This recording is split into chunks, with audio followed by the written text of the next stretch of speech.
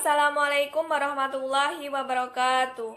Perkenalkan, kami dari kelompok 4 yang beranggotakan 3 orang, yaitu Elsa Luvita Soraya, Heni Latifah Sari, dan Inggar Wahyu Kurniawati dari kelas GMIB. Di sini kami akan mempresentasikan mengenai dasar-dasar tahsin Al-Quran.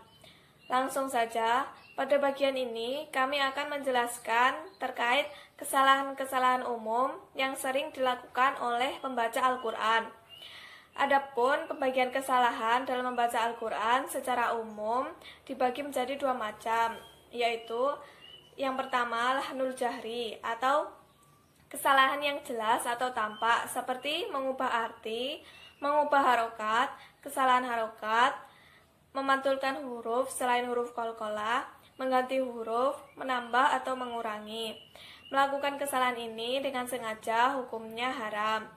Adapun yang kedua, lahnul kafi atau kesalahan ucap yang samar, seperti kesalahan pada bacaan izhar, ikhfa, iklab, dan idgham. Melakukan kesalahan ini dengan sengaja hukumnya makruh. Selanjutnya, kita akan membahas mengenai bentuk-bentuk kesalahan dalam membaca Al-Quran secara rinci. Adapun yang pertama yaitu tidak konsisten dalam membaca tanda-tanda panjang. Adapun beberapa kaidah tanda-tanda panjang. Yang pertama, panjang 2 harokat, tidak kurang dan tidak lebih. Panjang yang bersifat pilihan antara 2 atau 4 atau 5 harokat atau disebut jaiz. Panjang yang wajib dengan ukuran 5 harokat ketika disambungkan dan 6 harokat ketika berhenti disebut wajib. Dan yang keempat, panjang yang mutlak atau 6 harokat. Panjang yang bersifat pilihan antara 2 atau 4 atau 6 harokat disebut lisukun. Yang kedua, tidak konsisten atau seimbang dalam membaca gunnah.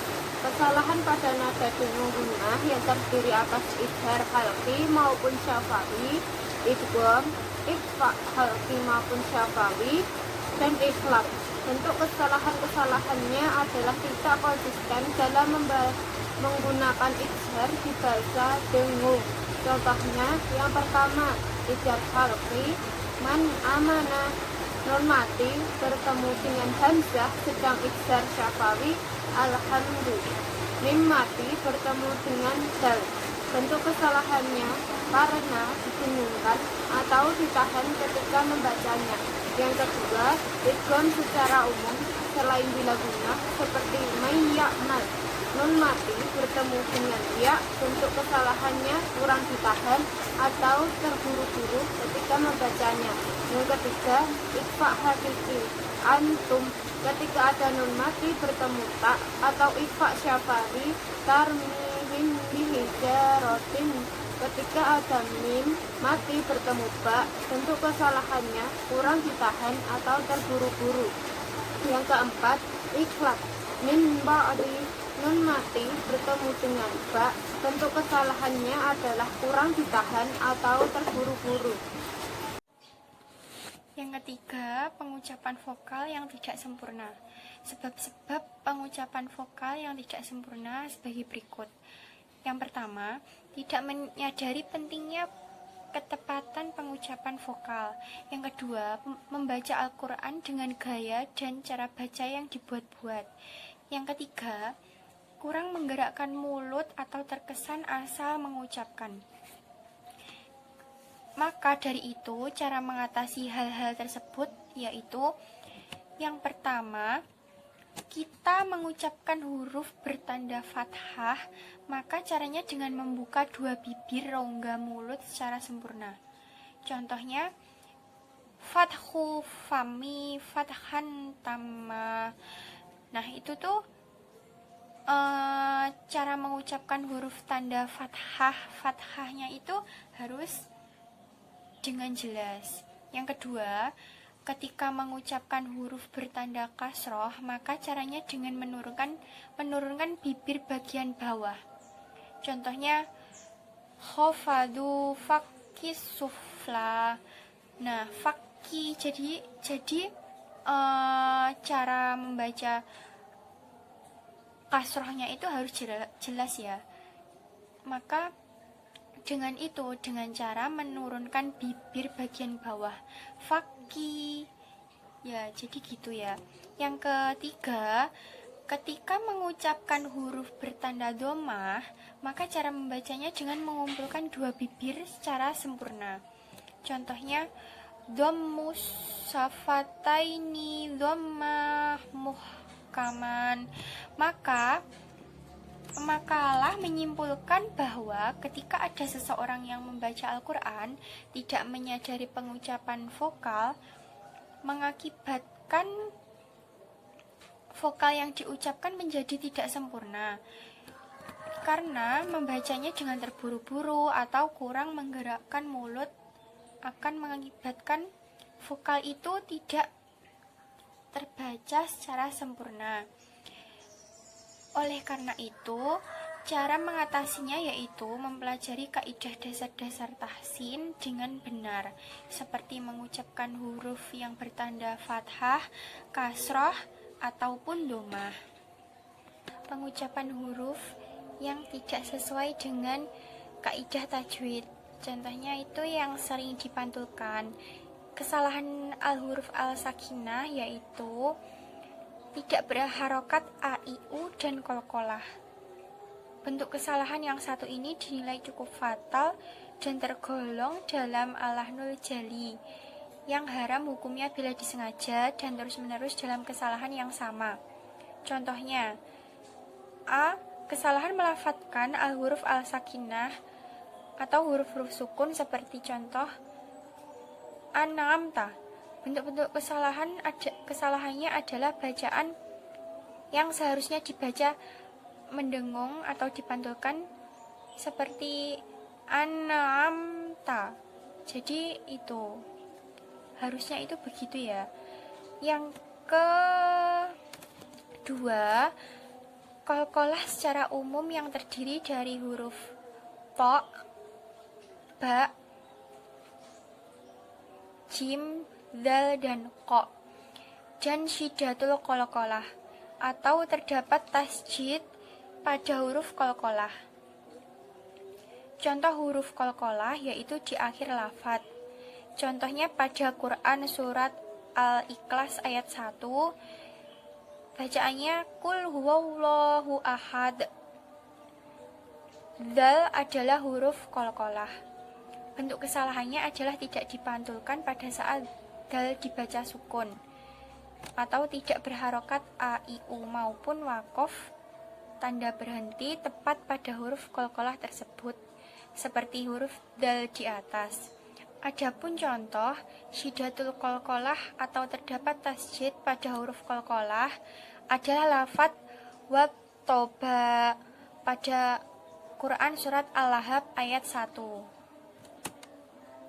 Tabbat yada abi lahabi watab. Pada kata watab terdapat tasjid yang seharusnya ditahan sesaat sebelum dipantulkan qalqalahnya. Adapun bentuk kesalahannya yaitu watab seperti qalqalah biasa, bahkan lebih parah lagi yaitu tidak adanya qalqalah atau dibaca pantul seperti bacaan tersebut. Yang keempat, kesalahan pada makharijul huruf. Melakukan kesalahan melafadzkan huruf-huruf hijaiyah seperti ain dibaca hamzah ataupun sebaliknya. Demikian juga huruf-huruf yang lain. Kesalahan makharijul huruf ini masuk ke dalam al-lahnul jahri yang haram hukumnya. Bila dalam kesalahannya disengaja dan terus-menerus dalam kesalahan yang sama. Contohnya, yang pertama, Rabbil alamin seharusnya dibaca Rabbil alamin. Bentuk kesalahannya adalah adanya perubahan bacaan pada huruf ain menjadi hamzah. Contoh yang kedua, Rabbi menjadi Robbi. Cara mengatasinya ialah dengan cara lebih mempelajari dan memperdalam dasar-dasar tahsin Al-Quran. Yang keenam, kesalahan pada mat atau bacaan panjang. Mat dibagi menjadi dua. Yang pertama, mat asli atau mat tabi'i. atau yang dinamakan bacaan panjang yang asli. Contoh bacaannya ialah Quran Surat Al-Fatihah ayat 1. Lafadznya berbunyi Bismillahirrahmanirrahim. Lafadz Allah, Ar-Rahman, dan Ar-Rahim cukup dibaca 2 harokat. Bentuk kesalahannya ialah membacanya kurang dari 2 harokat atau lebih. 2. Mad far'i atau yang dinamakan bacaan panjang yang cabang. Selain mad, bacaan panjang memiliki 11 macam mad, yaitu yang pertama, mad lazim mustasqal kilmi, hukum bacaannya 6 harokat. Apabila mad tabi'i bertemu dengan tasdid, maka hukum bacaannya disebut mad lazim mustasqal kilmi atau mad lazim mutawal. Contohnya waladolin, at-to'ammah, as-sohah. Yang kedua, mad jaiz munfasil, hukum bacaannya boleh 2, 4, atau 5 harokat. Apabila ada mad tabi'i bertemu dengan hamzah, cara membacanya yaitu boleh dipanjangkan.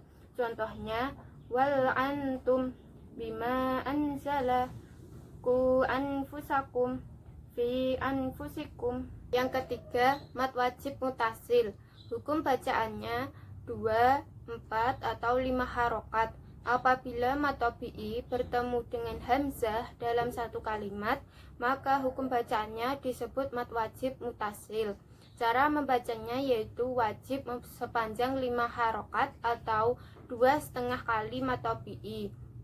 Contohnya sawaun, ji'a, syu'a, ja'a, sya'a, wara'a. Yang keempat, mad layin atau mad lain, hukum bacaannya boleh 2, 4, atau 6 harokat. Apabila ada wawu atau ya sukun, sedang huruf yang lain sebelumnya berharokat fathah, maka hukum bacaannya disebut mad layin. Contohnya roibun, khaufun, baitun. Yang kelima, mad lazim harfi mukhaffafah, hukum bacaannya 6 harokat. Apabila ada permulaan surat dari Al-Quran terdapat salah satu dari huruf kha, ya, to, ha, dan ro, hukum bacaannya disebut mad lazim mukhaffafah. Contohnya hamim, alif lam ra, yasin. Yang keenam, mad asli atau mad tabi'i, huruf bacaannya 2 harokat. Apabila ada alif sesudah fathah, ya sukun sesudah kasroh, waw sesudah dhammah, maka hukum bacaannya disebut mad tabi'i. Contohnya kulu fihi mala nuhiha.